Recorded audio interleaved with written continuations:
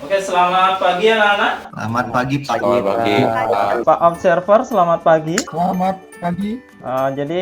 Senang sekali ya, jadi kita bisa ketemu pada kesempatan kali ini masih dalam kegiatan pembelajaran PPKN. Anak-anak, dari kelihat kehadiran ini sudah 34, jadi 2 orang izin, jadi semua sudah bisa mengikuti kegiatan pembelajaran pada kali ini. Sebelum kita mulai kegiatan pembelajaran pada kali ini, mari kita berdoa anak-anak untuk Ya, baik teman-teman, sebelum pelajaran dimulai, hendaknya kita melakukan doa agar dilancarkan oleh Yang Maha Kuasa. Baik, berdoa dimulai. Berdoa selesai. Terima kasih Gede Bagus Tresna Indra Putra Permana sudah memimpin doa. Anak-anak, harapan Bapak anak-anak jadi semua dalam kondisi yang siap mengikuti pembelajaran ya. Jadi khususnya anak-anak di masa pandemi saat ini. Jadi situasinya kesehatan itu adalah satu hal yang paling penting ya. Ya, minggu lalu anak-anak kita sudah membahas mengenai kasus-kasus pelanggaran HAM di Indonesia. Apabila kita anak-anak melihat kasus-kasus pelanggaran hak yang terjadi kemarin gitu, apa yang harus kita lakukan anak-anak agar pelanggaran hak ini tidak terjadi lagi gitu? Cara-cara untuk mencegah pelanggaran-pelanggaran HAM di Indonesia itu ada beberapa cara, Pak. Yang pertama, mempelajari peraturan perundang-undangan mengenai HAM maupun peraturan hukum pada umumnya.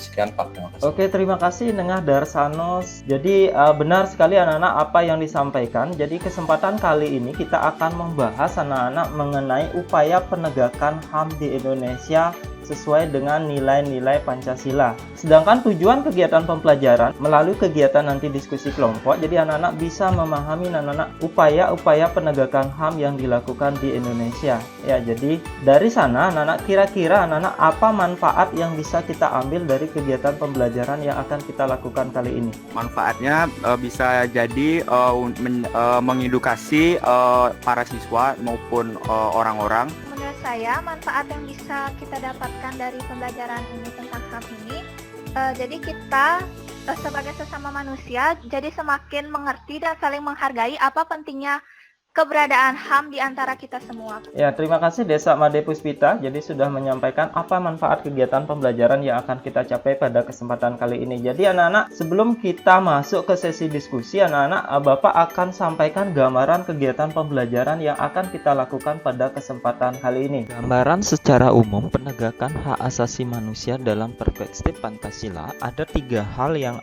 dibahas pada pertemuan ini. Yang pertama, kedudukan Pancasila dalam upaya penegakan HAM. Ya, jadi di sini membahas bagaimana. Kemudian yang kedua, ini adalah perlindungan, pemajuan dan pemenuhan hak asasi manusia.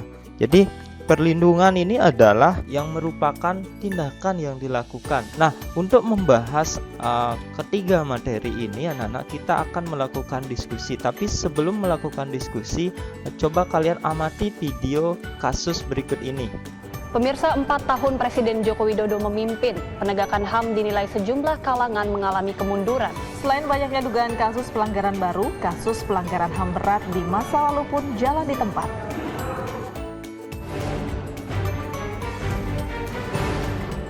Penegakan HAM kontemporer dinilai sejumlah kalangan tidak mengalami kemajuan berarti. Oke anak-anak, dari tayangan video tadi, kira-kira anak-anak kenapa hal ini bisa terjadi anak-anak? Jadi menurut saya penegakan HAM di pemerintahan Joko Widodo saat ini memang sedikit mengalami kemunduran karena terlihat dari banyaknya kasus-kasus HAM yang menurut saya memang seperti video yang tadi Bapak tayangkan pada pelanggaran HAM Jokowi dan pada 4 tahun ini memang mengalami sedikit kemunduran karena mungkin masih banyak lagi hal-hal yang selain pelanggaran HAM yang harus diselesaikan seperti COVID ini. Jadi dari 2 pendapat tadi itu sudah menyampaikan anak-anak. Nah, untuk membahas ini anak-anak secara rinci Bapak sajikan ya artikel di dalam LKPD. Silakan anak-anak membentuk kelompok menjadi 6 kelompok ya.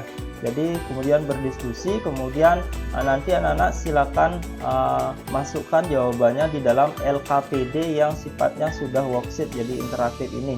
Ini sudah ada yang memberikan masukan, jadi temannya dari jawaban dari teman-temannya dirangkum kemudian menjadi satu jawaban kelompok. Ini kelompok yang belum, silakan nanti anak-anak berdiskusi. Jadi ini sudah kelompok 7, sudah bagus.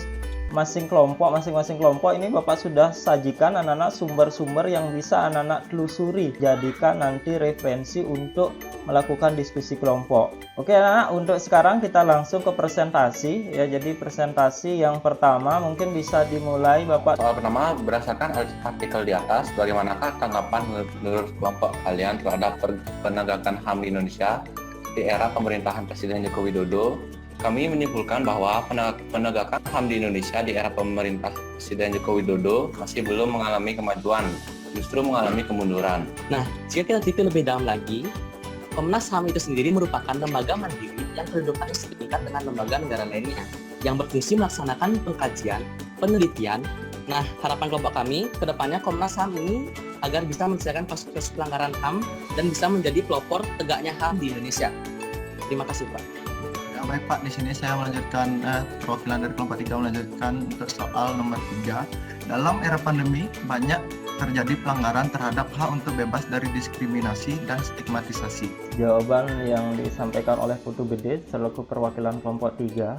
Dari 3 jawaban tadi, silakan anak-anak dari kelompok lain mungkin ada yang bisa menanggapi. Saya sedikit ingin menambahkan untuk yang poin ketiga, yaitu dari diskusi yang kami lakukan, solusi yang bisa kami tawarkan dalam upaya penegakan HAM di era pemerintahan Joko Widodo yaitu pemerintah melalui Komnas HAM harus menyelidiki dengan seksama apa yang terjadi saat ini. Saya mau menambahkan di bagian poin nomor 2, menurut kelompok kami di Indonesia sendiri membuat peraturan tentang hak dan kewajiban manusia agar tidak terjadi penyimpangan dan perbuatan. Baik Pak, dari perwakilan kelompok 1 akan menjawab soal nomor 1. Setelah membaca artikel Rapor Merah Penegakan HAM di era pemerintahan Joko Widodo dan mengutip beberapa sumber lainnya, menurut pendapat kami, pelaksanaan HAM di Indonesia cenderung seperti diabaikan karena tidak ada penuntasan. Pemerintah mengabaikan beberapa kasus HAM berat di masa lalu, padahal hal itu merupakan salah satu janji dari Presiden Joko Widodo. Soal nomor 2, dikutip dari situs resmi Komnas HAM Republik Indonesia. Komnas HAM merupakan lembaga mandiri yang kedudukannya setingkat dengan lembaga negara lainnya. Untuk diketahui, ada 12 kasus pelanggaran HAM berat yang hingga kini belum diselesaikan oleh pemerintah dan Komnas HAM. Saya dari kelompok 6 ingin bertanya kepada kelompok 1. Apakah dalam perang atau konflik HAM masih berlaku? Contohnya, TNI yang sedang mengamankan Papua dituduh telah melakukan pelanggaran HAM terhadap TPNPB. Apakah itu termasuk pelanggaran? Terima kasih atas pertanyaannya. Saya ingin menjawab pertanyaan yang telah diberikan. Jika kita sebenarnya tidak tahu apakah mengapa aparat tersebut melakukan tindakan kekerasan. Namun jika didasarkan pada peraturan-peraturan yang berlaku, maka jika polisi melakukan kekerasan, maka polisi atau TNI atau pihak aparat keamanan lainnya maka termasuk melakukan pelanggaran HAM.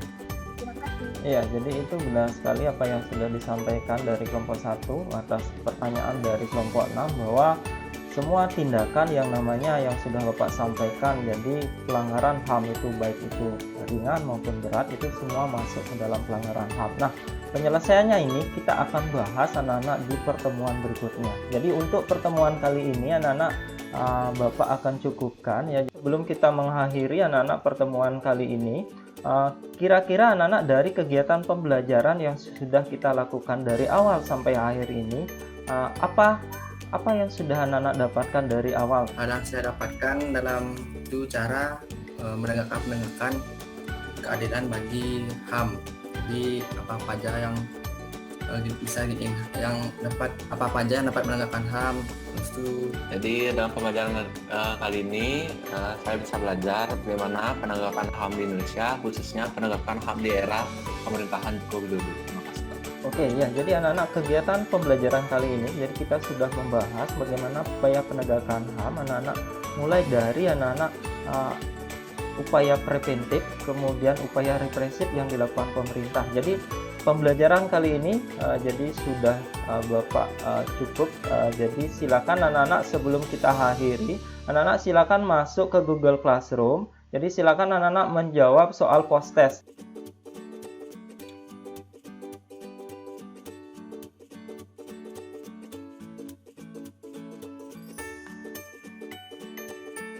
Oke anak-anak, untuk pertemuan minggu depan ya, jadi baca di buku paketnya, kemudian di buku penunjang mengenai penanganan pelanggaran hak asasi manusia di Indonesia. Jadi setelah anak-anak menegakkan, kemudian penanganan terhadap kasus-kasus pelanggaran HAM ini seperti apa. Nah, itu kita akan bahas minggu depan.